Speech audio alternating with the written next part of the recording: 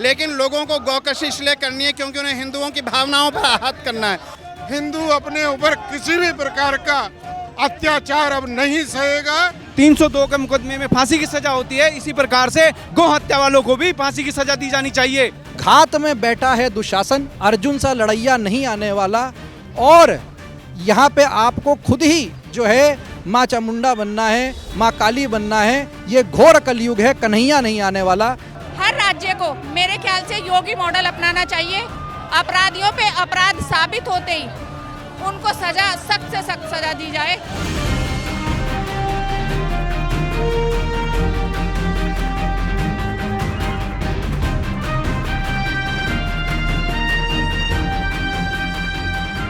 स्वामी जी, आज ये रैली जो निकाली जा रही है, जन आक्रोश रैली, मैं आपसे ये जानना चाहूंगी कि न्याय कब मिलेगा? जो दुनिया भर में शांति प्रिय हिंदुओं का उत्पीड़न हो रहा है, जिस प्रकार से बांग्लादेश के अंदर हिंदुओं का नरसंहार हुआ है और उस पर भारत के तमाम राजनीतिक दल चुप हैं, अंतर्राष्ट्रीय मानवाधिकार चुप है, संयुक्त राष्ट्र चुप है, तो आज हिंदुओं में आक्रोश है और हिंदू इस देश में अब उठकर खड़ा हुआ है। हिंदू अपने ऊपर किसी भी प्रकार का अत्याचार अब नहीं सहेगा, अत्याचार का प्रतिकार करेगा। हिंदू ने आज ये दिखा दिया है। रुड़की का हजारों हिंदू आज रुड़की की सड़कों पर है।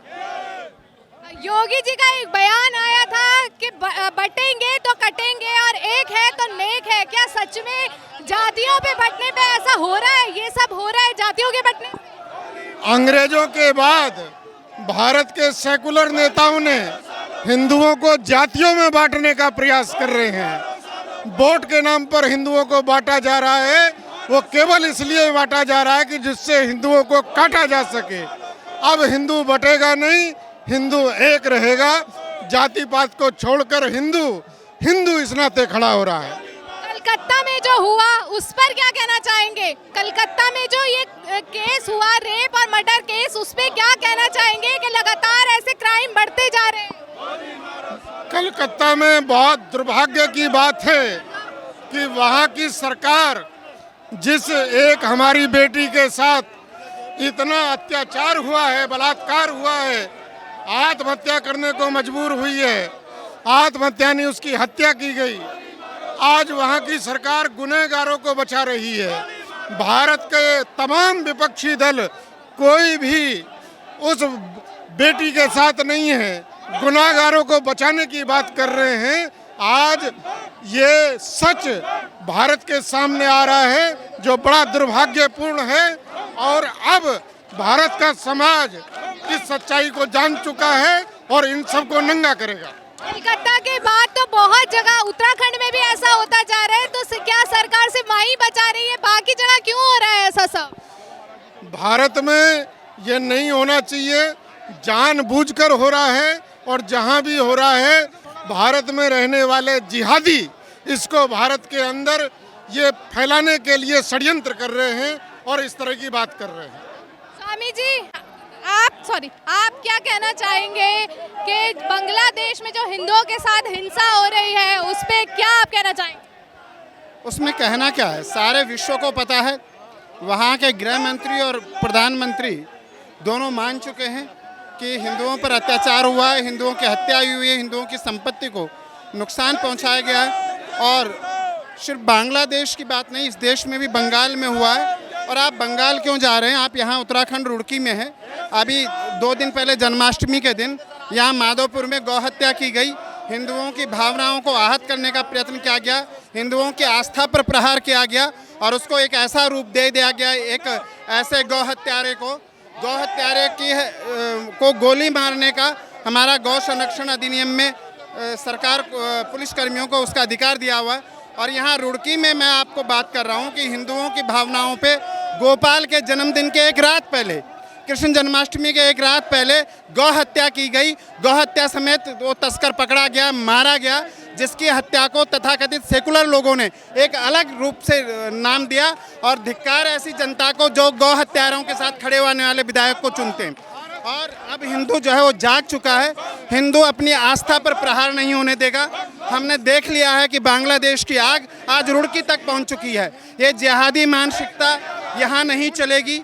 और हम आज ये संत यहाँ पर आप देख रहे हैं कि धर्म गुरुओं ने अपने हाथ में धीरे धीरे इस आंदोलन की कमान ले रहे हैं। और जिस प्रकार अगर ऐसा हुआ और धर्म गुरुओं के निर्देशन में हुआ तो मुझे एक चीज़ की आशंका है कि म्यांमार की तरह यहाँ से भी बांग्लादेशियों को इस तरह से न भगाया जाए। स्वामी जी, कानून तो बने हुए हैं गौ कशी पे या जो गौ हत्या करते हैं उनके खिलाफ कार्रवाई की जाए, लेकिन उसके बाद भी ऐसे क्राइम क्यों हो रहे हैं? ऐसा इसलिए हो रहा है कि मार्केट में हर तरह का मांस मिल रहा है। जो मोटा मांस खाने वाला उसके लिए भैंसे का मांस है, बाकी जो बकरे का मांस है, मछली है, मुर्गा, सब मिल रहा है।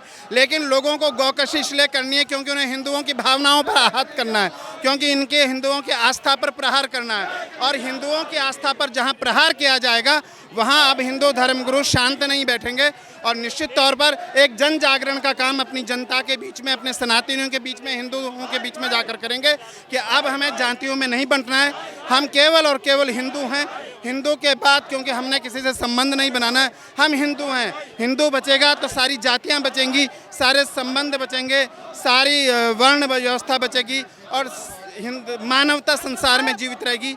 आज आपने देखा कि जो संयुक्त राष्ट्र संघ है वो शांत, बांग्लादेश में हिंदुओं की आस्था पर प्रश्न चिन्ह हो रहा है। आप देख रहे हैं कि संयुक्त राष्ट्र बंद है, अंतर्राष्ट्रीय मानवाधिकार आयोग जो है वो शांत बैठा है। ऐसे में हिंदुओं को और हिंदुओं के धर्म गुरुओं को हिंदुओं के जो धर्म गुरु हैं अपने हिंदुओं के बीच एक चेतना फैलाने का ये कार्य कर रहे हैं। और अगर इसके लिए हमें गांव-गांव जा कर के जागरण करना पड़ेगा, जन जागरण, तो हम उसके लिए भी तैयार हैं। स्वामी जी, आप क्या कहना चाहेंगे कि ऐसे जो अपराध हो रहे हैं हमारे शहर में, हमारे देश में, गौ हत्या की जा रही है, गौ कशी की जा रही है, इस पर रोक कैसे लगे? कानून बनने के बाद भी ऐसा हो रहा है। देखो, दुष्कर्म हो किसी महिला के साथ, ये तो हिंदू संस्कृति में है ही नहीं। हम तो देवियों माताओं को पूजते आए हैं। इसका मैं कड़ा खंडन करता हूँ, निंदा करता हूँ। लेकिन जो बांग्लादेश में घटना हो रही है, जो कलकत्ता में घटना हुई, बहुत ही दुर्भाग्यपूर्ण है। हिंदुओं के घरों को तोड़ा जा रहा है। और कलकत्ता की घटना हो चाहे कहीं की भी हो, दुष्कर्म की घटना की हम कड़ी निंदा करते हैं। सरकार को इस पर और कड़ा कानून लाना चाहिए। और जो बांग्लादेश में हो रहा है उसकी घोर निंदा हम करते हैं।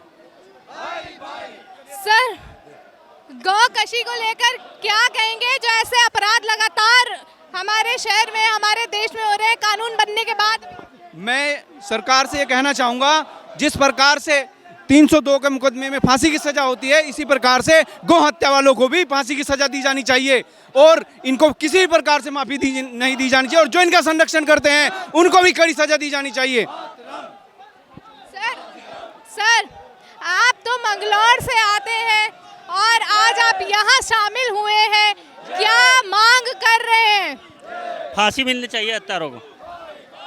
लेकिन सरकार बीजेपी की है, अभी तक पूरा पता भी नहीं लग पाया है कि हुआ क्या है। क्या कब तक न्याय मिलने की उम्मीद है? न्याय मिलने की उम्मीद है, न्याय मिलेगा ऐसा नहीं है। सरकार को चेताने के लिए ही ये जुलूस निकाला जा रहा है। जो गौ कशी हो रही है हमारे शहर में, हमारे आसपास, हमारे देश में, उस पर क्या कहना चाहेंगे? जो गौ हत्यारे हैं उनको फांसी देनी चाहिए, गोली मारनी चाहिए। जो गौ की हत्या कर रहे हैं उनको गोली मार देनी चाहिए। सर, गौ कशी का अपराध हो रहा है, उस पर क्या कहना चाहेंगे? बहुत जघन्य अपराध है और अपने हिंदुत्व पे ये बहुत जो भावना जुड़ी हुई है गौ माता के साथ में, उस पर कुठाराघात है। मेरा कहना यह है सरकार से कि तुरंत मौके पर ही कोई गौ हत्यारा अगर गौ हत्या करता पाया जाए तो तुरंत गोली मार देनी चाहिए उसको। इस उम्र में आज सड़कों पर है, न्याय की मांग कर रही है, दिल नहीं दुखता आप लोगों का? दिल दुखता है, बहुत दिल दुखता है। बच्चों के साथ अन्याय किया जाता है, छोटे छोटे बच्चों को गुमराह करा जाता है। बहुत दिल दुखता है, बहुत दिल दुखता है। क्या मांग कर रही हैं? मांग ये करनी है, हमारे बच्चे, हमारे बेटियां सुरक्षित रहने चाहिए, बेटियां सुरक्षित रहनी चाहिए। आज इस रैली में आए हैं न्याय की उम्मीद में, क्या लगता है न्याय कब मिलेगा? आज आक्रोश रैली निकाली गई है क्योंकि बांग्लादेश में हमारे सभी हिंदू भाइयों के साथ बहुत दुर्व्यवहार हो रहा है, अत्याचार हो रहा है, हत्याएं हो रही हैं और हमारे मंदिरों को भी तोड़ा जा रहा है। तो उनके लिए सारे हिंदू और हिंदुस्तान आज आक्रोश रैली निकाल रहे हैं। और कलकत्ता में जो हमारी डॉक्टर बेटी थी उसके साथ बहुत निर्दयता से जो उसकी हत्या हुई है और उसके जैसी बहुत सी निर्भया रोज ऐसे कांड हो रहे हैं, तो हम चाहते हैं बलात्कारियों को फांसी हो और बेटियों का बचाव हो और आगे ऐसी घटनाओं पे रोक लगे ताकि ऐसे अपराधियों को डर भय हो। मैंने सबसे यही बात करी कि भाई देखिए यूथ की जिम्मेदारी क्या है, यूथ का व्यू क्या है और किस प्रकार से जैसे बांग्लादेश में हिंसाएं हो रही हैं, हमारे देश में हिंसाएं हो रही है, यूथ उसके बारे में क्या सोचता है। मैंने अपना एक पर्सपेक्टिव दिया और उनसे एक संवाद के तौर पे उनका एक पर्सपेक्टिव मांगा। तो सभी जो यहाँ पे हमारे बच्चे थे, बच्चियाँ थी, बहनें थी हमारी, तो उन सबको मैंने ये कहा कि भाई आप लोग को ये भी सोच के चलना चाहिए कि सेल्फ डिफेंस पे हम लोग कैसे जाएं, खुद की रक्षा करने का भी एक प्रयत्न होना चाहिए। और मैं पुनः इस बात को कह रहा हूँ कि घात में बैठा है दुशासन, अर्जुन सा लड़ैया नहीं आने वाला, और यहाँ पे आपको खुद ही जो है माँ चामुंडा बनना है, माँ काली बनना है। ये घोर कलयुग है, कन्हैया नहीं आने वाला। हमारी गीता भी ये हमको कहती है कि कृष्ण, भगवान कृष्ण इतने शक्तिशाली होने के बावजूद वो सारथी बने, उन्होंने हथियार नहीं उठाया। तो वो आपकी जो है मदद कर सकते हैं, ऊपर से अलग से मदद कर सकते हैं, पर अपनी लड़ाई जो है वो खुद हर व्यक्ति को खुद लड़नी चाहिए और खुद लड़नी भी पड़ेगी। तो अब समय ऐसा आ गया है, तो जितनी भी हमारी यहाँ बहनें थी, हमारे भाई थे, सभी युवा साथी थे, सबसे बैठ के हमने यही चर्चा करी और आगे भी निरंतर किस प्रकार से हमारी माताओं को, बहनों को, खासकर जो है स्कूल में, कॉलेजों में जो है ये अलग अलग सेल्फ डिफेंस के कोर्स कैसे कराए जाएँ, उसकी भी एक रूपरेखा हम लोग तैयार कर रहे हैं और वो भी हम आगे लॉन्च करने जा रहे हैं। बांग्लादेश की हिंसा को लेकर योगी जी का एक बयान आया था कि हम बटेंगे तो कटेंगे, एक रहेंगे तो नेक रहेंगे। इसको लेकर क्या कहना चाहेंगे? देखिए इतिहास गवाह है कि सनातन धर्म में, हिंदू धर्म में कभी भी जो है किसी के ऊपर कोई अत्याचार नहीं हुआ। हम लोगों का विश्वास जो है वो सबको अपनाने का विश्वास है, एक इंक्लूसिवनेस है। पर दुर्भाग्यपूर्ण ये सब जगह नहीं है, ये विचार, ये आस्था सब जगह नहीं है। तो इसीलिए माननीय योगी आदित्यनाथ जी ने ये बात कही कि अगर आप बटोगे तो आप कटोगे। तो मैं सभी को ये जो है वो देना चाहता हूँ कि जात पात बिरादरी सबसे ऊपर उठ के बात करें और जो है कोई बंटवारा नहीं होना चाहिए। एक राष्ट्र के हमको शक्ति बन के जो है ये आगे आना है, तभी हमारा राष्ट्र जो है वो विकसित भारत बनेगा। हम लोग अगर बटेंगे तो ना हम विकसित होंगे और इसी प्रकार से जो है कोई भी आक्रांता आएगा और हम लोगों पर जो है इस प्रकार के काम करता रहेगा, हम लोगों पर लड़ाइयाँ करता रहेगा और हम लोगों का जो है सर्वनाश की ओर ले जाता रहेगा। रेप्स जो ये होते हैं, ये रेप्स होते क्यों हैं आखिर, और ये मानसिकता कहाँ से शुरू होती है? देखिए मैं मानता हूँ कि ये एक मेंटल इलनेस है लोगों की, और इस पे जो भी इस प्रकार के दोषी होते हैं इस जघन्य अपराधों के, उनको कड़ी से कड़ी सज़ा मिलनी चाहिए। पर देखिए जो मेंटल है उसका तो इलाज करेंगे ही करेंगे, पर मेरी सभी उन्हें जो है या सभी माताओं से, बहनों से, हमारी बच्चियां जो हैं उनसे हो कि आप सेल्फ डिफेंस पे भी आप लोगों को, हम लोगों को सबको एक सोसाइटी मिलके जो है सेल्फ डिफेंस पे भी हमें काम करना है कि हम जो भी है आरोपी इस प्रकार के लोग होते हैं, इस प्रकार की सोच के लोग होते हैं, उनकी सोच पे तो चोट करनी ही करनी है, उन पे भी चोट करनी है, फिजिकल तौर पे भी हमें चोट देनी है उनको। आज आप इस रैली में पहुंचे, क्या मांग है? और सबसे पहले ये बताइए कब तक न्याय की उम्मीद में हमें ऐसे सड़कों पे उतरना पड़ेगा? देखिए ये जो न्याय है ये हिंदुओं के लिए न्याय है।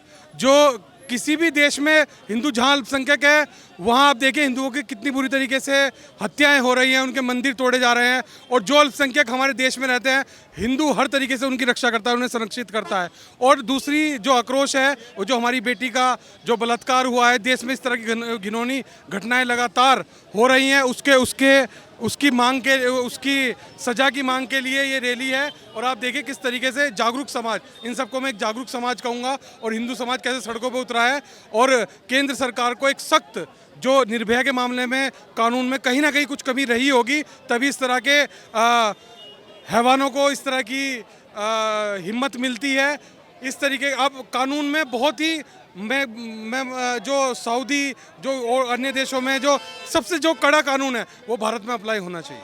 लेकिन जो कलकत्ता में उस डॉक्टर के साथ हुआ, उसका जो अक्यूज है, जो कल्प्रिट है, जो दोषी है, वो तो एक हिंदू ही है ना। अब हिंदू मानसिकता भी कहीं ना कहीं वैसे ही होती जा रही है। देखिए हिंदू मानसिकता में से नहीं कहूँगा, क्योंकि जो इस तरह के व्यभिचारी लोग हैं वो किसी भी धर्म, किसी भी जाति में हो सकते हैं, उन्हें तो अपने धर्म का बताना ही बेकार है। उन्हें तो किसी धर्म से जोड़ना ही बेकार है, चाहे वो हिंदू हो चाहे मुसलमान हो। अगर वो किसी की बहन बेटी पे इस तरीके से गलत हरकत करता है और इस तरह के निर्मम हत्या करता है, वो व्यक्ति इस समाज का भी हिस्सा नहीं है। तक ऐसा होता रहेगा कि देश में रेप केस बढ़ते रहेंगे? क्योंकि उत्तराखंड में भी देखिए आप, हर जगह रेप केस इतने बढ़ रहे हैं, कब इस पे रोक लगेगी? देखिए, मैं तो, क्योंकि आप भी हमारी बहन हो, मैं तो ये निवेदन करूंगा कि सरकार जब अपना एक्शन उठाएगी, हमारी बेटियों को भी इतना सक्षम होना चाहिए कि वो खुद भी अपनी रक्षा कर सके और ऐसे हैवानों को मुंह तोड़ जवाब खुद भी देना जाने। सरकार की कई कमी नजर आ रही है इन सब चीजों में कि अभी तक कोई कानून ऐसा नहीं बन पाया है और रोक नहीं लग रही है इन सब चीजों में। देखिए, जब तक इस तरह की घटना के लोगों को अंजाम की फिक्र नहीं होगी, तब तक मैं मानूंगा कहीं ना कहीं कुछ ना कुछ कमी रह रही है। आज आप लोग सड़कों पे उतरे हैं, हम लोग सड़कों पे उतरे हैं। आप मुझे ये बताइए कि रेप्स कब तक होते रहेंगे, क्यों हो रहे हैं? देखिए, ये तो सभी राज्य सरकारों को सोचना चाहिए कि ये सब क्यों हो रहा है और कब तक रहेगा। हर राज्य को मेरे ख्याल से योगी मॉडल अपनाना चाहिए। अपराधियों पे अपराध साबित होते ही उनको सजा, सख्त से सख्त सजा दी जाए, जहाँ तक हो उनको फांसी दी जाए। जो छोटी हमारी बच्चियां हैं, जो हमारी 18 साल से कम की बच्चियां हैं, उनके साथ अगर दुराचार होता है तो उनको फांसी दी जाए। और उसके बाद कोई भी अपराधी इस तरह का होता है और उस पर अपराध साबित हो जाता है तो उसको आजीवन कारावास दिया जाए या मृत्युदंड दिया जाए। हम न्याय की उम्मीद में कब तक ऐसे सड़कों पर रैलियां करते रहेंगे? देखिए, महिलाएं तो सदियों से न्याय की उम्मीद में ही रहती हैं। महिलाओं पे इतना अत्याचार हो रहा है, हर राज्य में हो रहा है। सरकार किसी की भी हो, अत्याचार महिलाओं पे हो रहा है, इसे हम नकार नहीं सकते। तो ये हर सरकार को देखना चाहिए, कहीं ना कहीं उन्हें सख्त कदम उठाने की जरूरत है। मानसिकता, रेप करने की मानसिकता शुरू कहाँ से होती है? ये मैम परवरिश से मैं मानती हूँ कि जैसे घर के माहौल में बच्चा पलता बढ़ता है, जैसे संस्कार उसको मिलते हैं, वहीं से उसके दिमाग में ये बात आती है। वरना हर लड़के के घर में माँ बहन है, उसको पता होना चाहिए आज मैं किसी की बहन के साथ ऐसा कर रहा हूँ, कल को अगर मेरी बहन के साथ ऐसा होता है तो मेरी फैमिली वालों के ऊपर क्या बीतेगी। अगर ये मानसिकता घर से ही ठीक कर दी जाए मैम तो आधी प्रॉब्लम सॉल्व हो सकती है मैम। उसके आगे थोड़े कानून सख्त बनाए जाए मैम, जिसको आदमी सोचे तो इस पर थोड़े अंकुश लग सकता है मैम। सर, कब तक ऐसे न्याय की उम्मीद में सड़कों पर घूमना पड़ेगा, ऐसे जन आक्रोश रैली निकालनी पड़ेगी? आज के समय में विश्व में ऐसा हो, ये बहुत ही आश्चर्य की और घृणित बात है, बहुत ही निंदनीय बात है कि हम सबको यहाँ पर मजबूरन सड़क पर उतरना पड़ा है कि अत्याचार बंद करना है। एक बहुत बड़े पैमाने पर हजारों की संख्या में वहाँ पर नरसंहार किया गया है। इसका जन आक्रोश करने के लिए जन आक्रोश रैली यहाँ आयोजित की गई है ताकि भविष्य में यह हम अपने विश्व को एक संदेश देना चाहते हैं कि हिंदू जागा है, अभी सोया नहीं है, जो चाहे वो कर सकता है, किसी से पीछे नहीं हटेगा। जैसा कि आपने देखा कि आज रुड़की में एक सर्व समाज ने जन आक्रोश रैली निकाली न्याय की उम्मीद में, लेकिन सवाल अभी तक यही है कि न्याय की उम्मीद में कब तक ऐसे सड़कों पर उतरना पड़ेगा, कब तक ऐसी रैलियां करनी पड़ेगी, कब तक ऐसे कैंडल मार्च करने पड़ेंगे न्याय की उम्मीद में। कब हमारे देश में कोई ऐसा कड़ा कानून बनेगा कि हमें ऐसी रैलियां करने की, ऐसे आक्रोश जताने की जरूरत ही ना पड़े।